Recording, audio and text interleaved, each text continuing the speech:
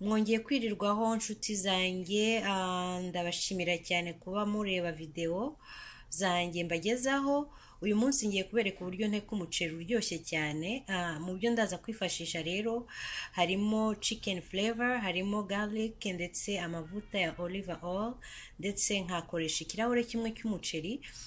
Icyo ndaza kwifashisha ni ako gapimo kamwe nkoresha ndi gushyiramo ibyo birungo.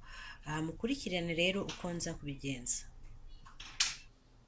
Mu safuriya yanjye rero ndaje nsukemo amavuta makeya, amavuta aringaniye, pana menshi, arahagije nk'ikiyiko kimwe. Nyareke aze nkaho afashemo ubushyuhe bukeya, ubundi ntegura umuceri nze kuwumenamo. Amavuta rero amaze gufata agashyuheho gakeya, ngiye gusukamo wa muceri. Ntago ndawoza, uyu muceri ni umuceri wa jasmine, uba umeze neza cyane. Ntago bisaba ko nkoza kuko haba harimo vitamine ntakeneye kugira ngo mvanemo. So ngiye gusukamo uyu muceri kano kanya. Ikirahure nakoresheje ni ikirahure kirekire. Ndaza gushyiramo amazi y'iki kirahure inshuro ebyiri. So ni ukuvuga ngo nkoresheje ikirahure kimwe cy'umuceri ndaza gushyiramo ibirahure bibiri by'amazi. Murabibona rero ko maje kubigaraguraho. Ubu ndabirekaho nibura nk'umunota umwe, ngaragura kugira ngo bise nkaho bifasheho irangi, ariko si irangi, ni ukugira ngo amavuta ajye muri uyu muceri hose.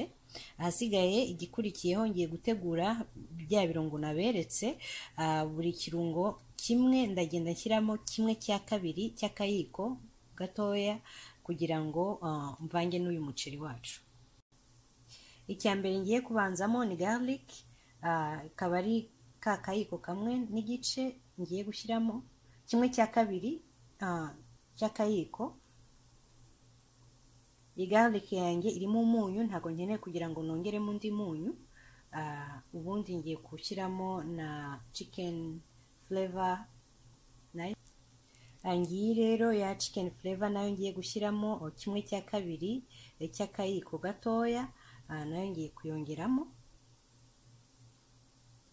Asigaye mbigaragure, urabona ko bisa neza cyane. Umunota urarangiye ndi kubigaragura. Ubu igisigaye ngiye gushyiramo bya birahure bibiri by'amazi nababwiye.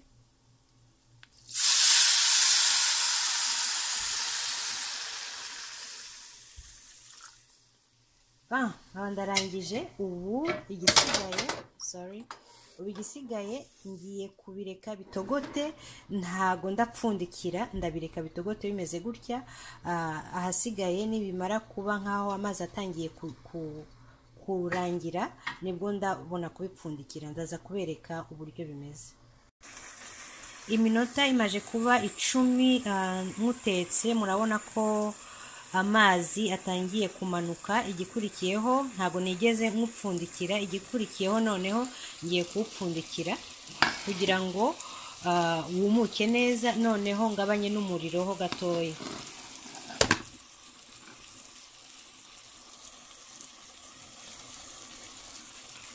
Iminota imaje kuba 20 yose hamwe, natangiye kuwuteka.